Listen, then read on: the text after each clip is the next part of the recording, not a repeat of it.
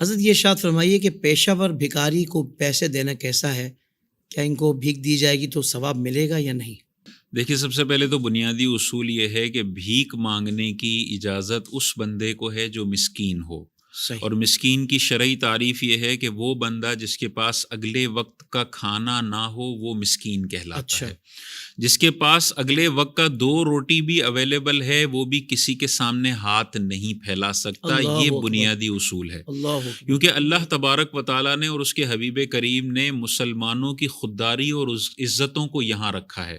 اللہ تعالیٰ شدید ناپسند کرتا ہے کہ بندہ کسی کے سامنے ہاتھ پھیلائے، اس لیے کہا کہ بہت مجبوری ہو اور مرنے جیسے ہو جاؤ تب ہاتھ پھیلانا. جب تک تم ہاتھ پھیلانے سے بچ سکتے ہو تم نے بچنا ہے، چاہے فاقے کرنے پڑے. جو شخص بغیر کسی حاجت کے، بغیر کسی ضرورت کے اپنا بوجھ دوسروں پر ڈالتا ہے اور لوگوں کے سامنے ہاتھ پھیلاتا ہے، یہ میدان محشر میں اس حال میں آئے گا کہ اس کے چہرے پر گوشت کی ایک بوٹی بھی نہیں ہوگی.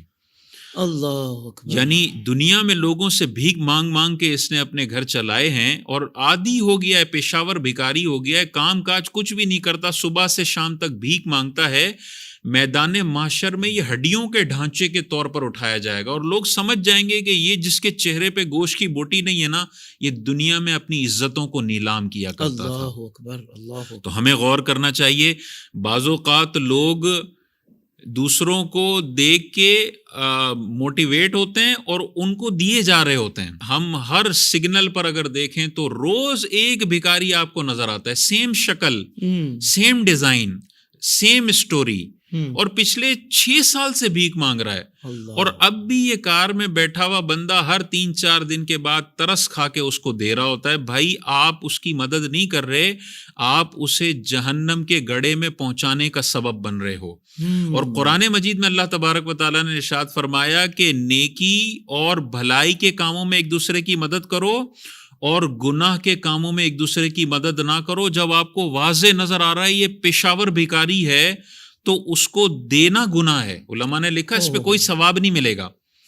پیشاور بھکاری اگر آپ کو جتنا بھی ترس آ رہا ہے، جتنا بد دعاؤں کا اس کی خوف ہے، بالکل خوف میں خاطر میں نہ لائیں. ایسے لوگوں کی بد دعائیں نہیں لگتی جو پیشاور بھیک مانگ رہے ہوں اور حرام کام کر رہے ہوں. ڈرنے کی ضرورت نہیں ہے اور ان کی حوصلہ شکنی کرنے کی ضرورت ہے. جو واضح آپ کو لگ رہا ہے کہ پیشاور بھکاری ہے، اگر آپ نہیں کریں گے تو اس پہ ثواب نہیں ملے گا. میدان محشر میں اللہ تبارک و تعالیٰ کی بارگاہ میں جب کھڑے ہوں گے تو سوال ہوگا کہ پوری سوسائٹی اپنی عزتیں نیلام کر رہی تھی اور تم گاڑی والے سگنلوں پہ ان کی عزتیں خرید رہے تھے ان کو 10-10 روپے دے کے. اگر تم نہ دیتے، یہ مجبور ہو جاتے کہ ہمیں کوئی عزت کا کام کرنا ہے، تم نے دے دے کے ان کو بھکاری بنایا اور انہوں نے اپنی عزتیں نیلام کی، تو یہ الزام ہم پر بھی آئے گا.